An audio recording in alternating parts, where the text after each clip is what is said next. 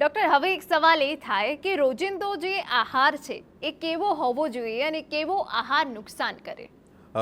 આમ આ વસ્તુનો હું જવાબ આપવાનો પ્રયત્ન એવી રીતના કરીશ કે આમ જોવા જઈએ તો બેલેન્સ ફૂડ જે છે, મેં પહેલાં વાત કરી એવી રીતના બેલેન્સ ફૂડ આ દરેક લોકો માટે એના ઉંમર પ્રમાણે એની કન્ઝમ્પશન પેટર્ન માટે રોજે રોજની જે એક્ટિવિટી છે, કામ કરવાની ક્ષમતા છે, એના હિસાબે દરેક માટે અલગ અલગ છે.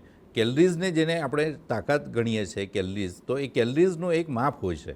એ કેલરીઝ દરેક માટે અલગ અલગ હોય છે. પણ છતાંય આ સવાલનો જવાબ હું સિમ્પ્લિફાઈડ એક જનરલાઇઝ આપવાનો પ્રયત્ન કરીશ.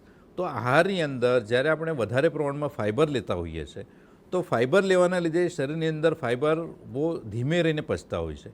એટલે એનર્જીનો સ્ફોટ જે છે, જમ્યા પછી તરત જ 1.5-2 કલાકે જે એનર્જીનો સ્ફોટ આખા શરીરમાં થતો હોય છે, અને વધારે પ્રમાણમાં કેલરીઝ જ્યારે એનર્જી જતી હોય તો એ કેલરીઝનું તરત જ ચરબીમાં રૂપાંતર થતું હોય છે. અને એ રૂપાંતર થયેલી ચરબી આગળ જતાં આપણે ડાયાબિટીસની અંદર રેઝિસ્ટન્સ તરીકે આપણે બતાવતું હોય છે, લોહીની નળીનું સ્વાસ્થ્ય ખરાબ કરતું હોય છે.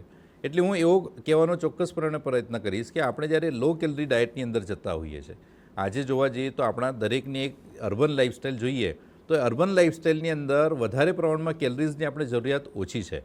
ઇનફેક્ટ આપણે ફાઇબર વધારે પ્રમાણમાં જરૂર છે, જ્યારે ફાઇબરનું પ્રમાણ આપણે ઓછું લઈએ છીએ. હવે ફાઇબરને આપણે જોવા જઈએ તો રોજે રોજના ખોરાકની અંદર આપણે શાકભાજી પ્રચુર માત્રામાં મળતા હોય છે, પણ આપણો શાકભાજી ખાવાનું પ્રમાણ બહુ જ ઓછું હોય છે.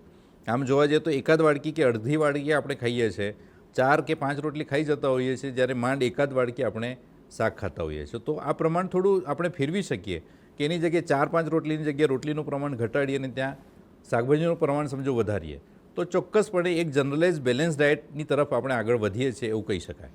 બાકી બેલેન્સ ફૂડની ડેફિનેશન દરેક કેસ ટુ કેસ આપણા શરીરમાં અત્યારે આપણે કયા લેવલની અંદર છે, આપણા લિપિડ પ્રોફાઇલ છે, કોલેસ્ટ્રોલ છે, આ બધાનું પ્રમાણ કેટલા પ્રમાણમાં છે, આપણો BMI એટલે બોડી માસ ઇન્ડેક્સ જે કહેવાય છે, ઊંચાઈની સામે ચરબીનો જે અનુપાત છે એ કેટલા પ્રમાણમાં છે, એના હિસાબે દરેક માટે અલગ અલગ ડેફિનેશન હોઈ શકે છે.